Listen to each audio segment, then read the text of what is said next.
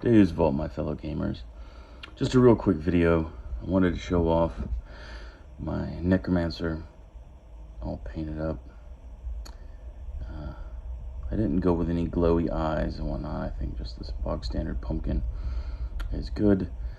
Some leaves scattered about with that basic green flock with the green paint job.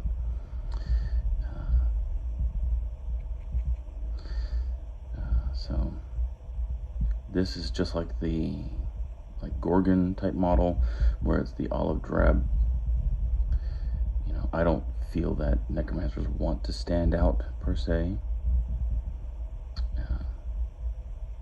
Metal gauntleted gloves, that's how the model came. I got like a little bone bit there, just like a piece of armored scale taken off a dragon or something like that. But the letters done on the pages, it's just very basic. I used a detail brush by Army Painter. A good fine tip on that. And all I did, when I dip into a pot, I rub on the edges to get the excess paint off. And what that'll do is that'll basically flatten this point out. It'll make it into a wedge when I do it, because I do it on both sides. So it makes a wedge shape. If you wanted to keep your round point, I guess you would put the brush on the end of the pot and then roll it instead of just swiping it both sides. But anyway, I make a wedge out of it. And when I have the wedge, I'll of course stabilize my hand and then just tap it shortly on the long end of the wedge. I don't do it where it's wide. I do it long up and down, and I just tap it gently, and I go down each line, tapping it gently. So that's how I do that. You can, do fine stroke lines, but that's exactly what they'll look like, fine stroke lines.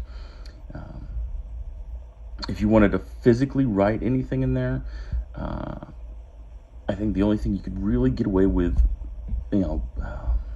realistically, would be much like the Book of the Kells, where you would have one of those giant letters that are real pretty and stuff starting off the book, and then you would have to do what I've done here, do the tap. But if you don't want to do the paintbrush, because this takes a bit more control, what you could do, same thing with those people that don't like to do pupils on eyes, is get either a double or triple zero art pen. Now, they're not going to last forever, and they're pretty finicky on what type of surfaces they want to write on. But I have used one in the past, just trying it out, and it did an okay job. It just dried out. And I'm used to doing freehand with the paintbrush anyway, like the old banners and stuff. So he's done basically just leather on the inside for all his wrappings, black belt, just keeping him very subdued, very dark.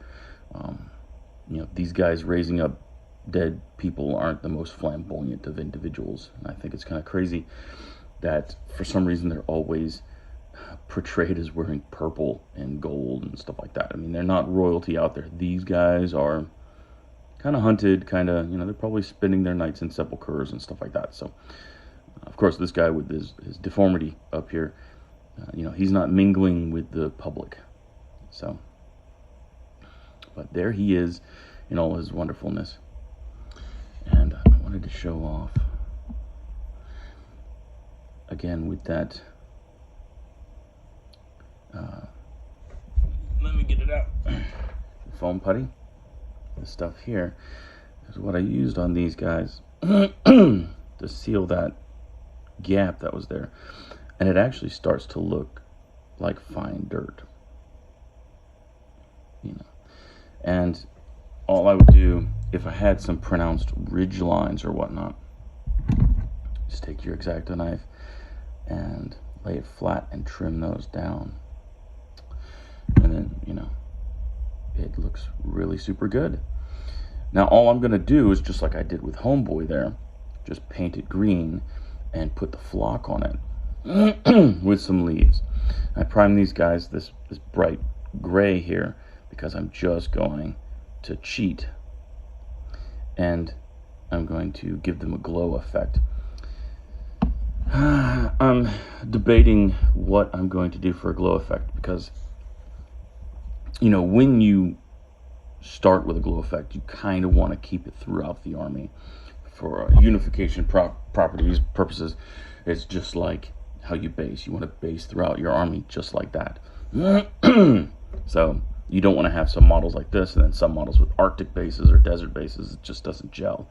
So the glow effect is something you want to keep the same. Now, in the past, I've done blue glowing and green glowing and all that good stuff. Purple glow is very easy to do as well. I'm leaning toward orange glow because this army is going to be Halloween themed, so I'm going to have a bunch of blacks in there. And black and orange means basically Halloween. And I'm thinking an orange glow because I've never seen it before. I think it would look awesome. You can actually take the orange and highlight up with yellows up to a white, and it would be very nice. And I think an orange glow would be good, but you know, you don't really see it. You think of orange glow, you think fire, you think, you know, basically that's what you think. You think fire. And why shouldn't these guys be on fire, you know? Actually, if you, those whites that I have, they have flame on them. So it would make sense to have them all orange. Why not these guys too? You know, orange can be a ghostly color too. I know it, you know, if people see it at night, it scares the mess out of them because they think something's on fire, especially if you're sleeping. Oh man, terrible. So maybe orange. I mean, they're not fire elementals or anything like that. It wouldn't be a red, you know, it wouldn't have that deep red and then go up through the scale like painting actual fire would. But you know, they would just be an orange that would almost have a bunch of light to it, like yellow and white. So the deep color would be orange, and it would fade out from there. It wouldn't get deeper to the reds. So I think that might work. But just an idea. So soon, hopefully, I'll have some Reaver cavalry. We'll see how that goes through. I just really wanted to show this guy off. I think he turned out very good. And the head is a really nice scale to the rest of his body, which I thought it wouldn't be initially. But, okay, second model painted for the Undead Army. Woo woot. Many more to go. Many more to go. All right, you guys, take it easy. Carry a liaison.